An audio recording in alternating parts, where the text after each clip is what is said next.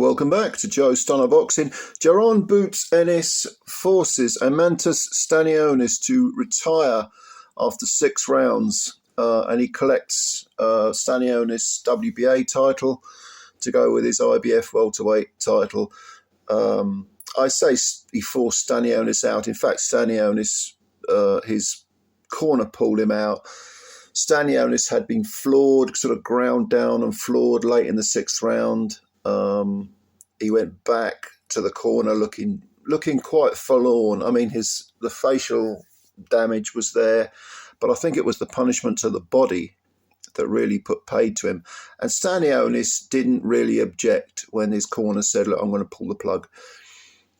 He sort of shook his head. Or perhaps he was saying, "Nah, give me one more round." But it's hard. I don't want to sound like I'm putting Stanionis down, because I'm absolutely not. He did give it everything. He did try his best. He was just in against a guy who is in terms of talent, an A-level talent, whereas Stanionis is probably a decent B+. But Ennis, the concerns about Ennis, the concerns I had when I did my preview were that Ennis might struggle to make the weight. He is so big for the weight. But because this was on IBF WBA unification, the £10 rehydration clause for the IBF, that's the belt that Boots had and still has, that goes out the window. So as a result, he's allowed to sort of replenish his system fully. And it showed. It really did show, because Stanionis, shorter man, 3 years older at 30, shorter man, physically very strong, a good fighter, but he's been very, very inactive. I think he had about one fight in 3 years. I'm surprised the WBA allowed him to hang on to the title. This was his 2nd defense of the WBA title. But he was made to look ordinary. And the thing is, he's a well above average fighter, he's a good fighter, Stanionis. Like I say, probably if he hadn't had, I think he had appendicitis, which kept him out for a long while, and he's had injuries. If that hadn't been the case, he'd have probably come in with certainly a bigger resume and probably a bigger reputation. But he did show things against a really terrific champion in Ennis. Stanionis was clipping Boots. He was landing some good jabs. He landed some very good, very fast sort of hooks over the top that caught Boots flush. A couple of the right-handers swiveled Ennis's head. But Ennis just had too much of everything, too much variety.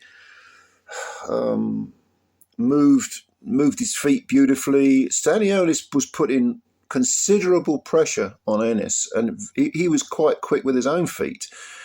But Ennis just controlled him. It was the matador diffusing the charging bull. And to start with, in the first round, Ennis started off orthodox and he was switching to southpaw, and Stanionis was staying patient, not throwing that many punches, but nice tight guard, coming forward, not taking a backward step.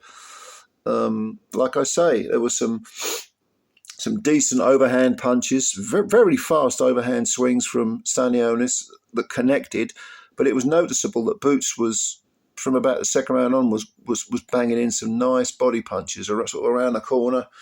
And that was probably the key to the door, as it so often is with fights. The body punches are what grind you down. If you've got a guy in front of you who looks like he's coming straight at you all night long, you want to slow the assault.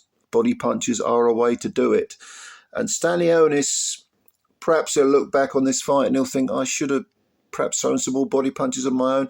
So Stanionis has got a very good jab. It's one of those stab jabs, that he really sort of puts it in, almost like a sword thrust. And I would have thought he would have tried to mix these sort of overhand swings with some jabs to the body, maybe the solar plexus, pit of the stomach. You know what they say, jab with a jab, but don't hook with a hooker. But Stanionis, easier said than done, of course, he wasn't really doing that. And I think that was the one area where he probably will look back and think, I should have done more of that. I should have maybe mixed the hooks up with the jab more. But it's so much easier said than done. Ennis, terrific with both hands. you know, was the headshots were difficult for Ennis to get through. He was looking for an uppercut because Stanionis coming forward with a very high guard and making quite a smaller target was there for the uppercut. There was one that got through which made Stanionis smile, which of course meant that he'd been clipped. But you know, I think the writing was on the wall. Over 12 rounds. I mean, by the time we got to the 5th round, Stanionis had, you know, his nose was bloody and he was still moving forward. But it was in the 6th round where he sort of suddenly unravelled. It was like, you know, as I always say, the water on the rock, wearing the rock down, or, you know, the old cliches, the straw that broke the camel's back.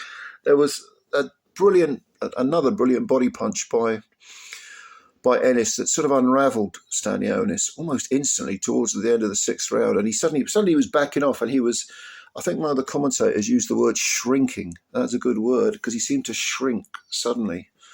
And then there was, Ennis could smell, he was like the shark smelling the blood, you know, he could smell the fact that Stanionis was suddenly retreating, suddenly depleting in his energy reserves, and he chased after him, let his hands go.